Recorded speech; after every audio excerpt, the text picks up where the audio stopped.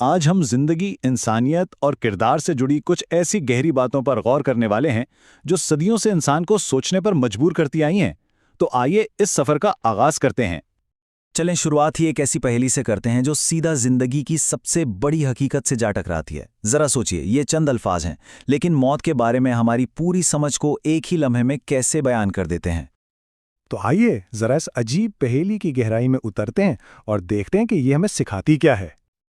اچھا، اس میں جو واقعی دلچسپ بات ہے وہ یہ ہے کہ تین لوگ ایک ہی چیز سے جڑے ہوئے ہیں، بنانے والا، خریدنے والا اور وہ جس کے لیے یہ بنی ہے۔ لیکن دیکھیں، کسی کا بھی تجربہ دوسرے جیسا نہیں ہے۔ یہ موت کے ساتھ ہمارے بالواسطہ اور عجیب رشتے کی کتنی واضح تصویر کشی ہے نا؟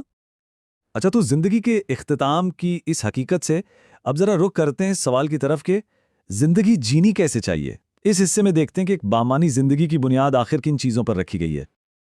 اکثر کہا جاتا ہے کہ وہ دل ہی کیا جس میں انسانیت نہ ہو، یعنی دل کا دھڑکنا زندگی کی علامت تو ضرور ہے، لیکن اس کی اصل قدر دوسروں کے لیے ہمدردی اور رحم دلی سے ہی پیدا ہوتی ہے۔ اور بالکل اسی طرح کوئی بھی حکومت ہو یا اقتدار، انصاف کے بغیر وہ کھوکھلا ہوتا ہے۔ انصاف ہی تو وہ ستون ہے جو کسی بھی نظام کو معنی اور جواز فراہم کرتا ہے۔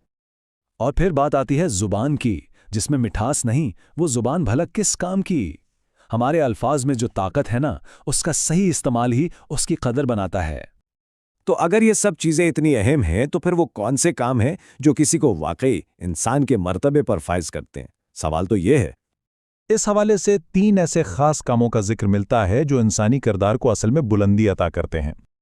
اور وہ تین کام یہ ہیں: کسی کا ٹوٹا ہوا دل جوڑنا، کسی کو تب معاف کر دینا جب دل بالکل نہ مان رہا ہو، اور کسی کی خامی پر پردہ ڈالنا، اسے دنیا کے سامنے اچھالنے کے بجائے۔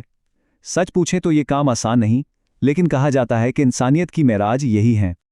اچھا، انسانیت کی ان بڑی باتوں کے بعد اب کچھ عملی حکمت کی طرف آتے ہیں، وہ باتیں جو روزمرہ کے رشتوں کو سنبھالنے میں ہمارے کام آتی ہیں۔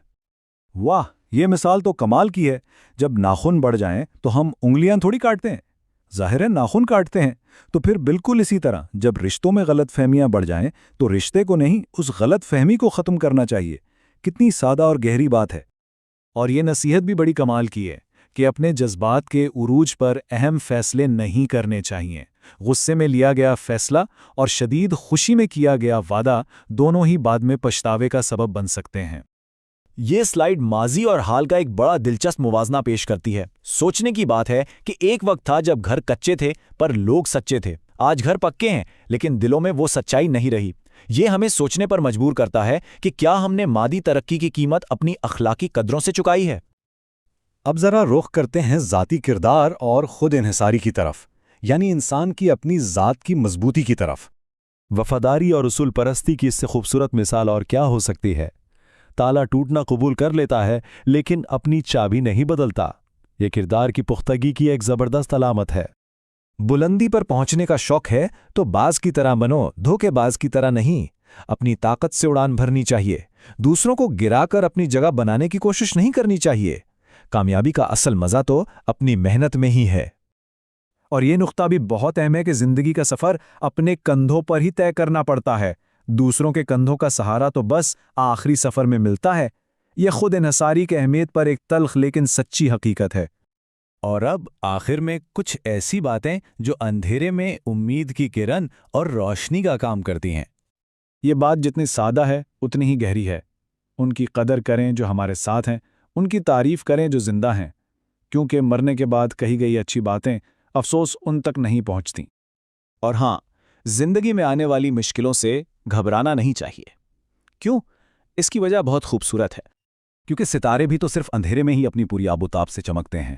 مشکلات ہی وہ اندھیرا ہیں جو ہمارے اندر کے ستارے کو چمکنے کا موقع دیتے ہیں اور ہمارے کردار کو نکھارتے ہیں۔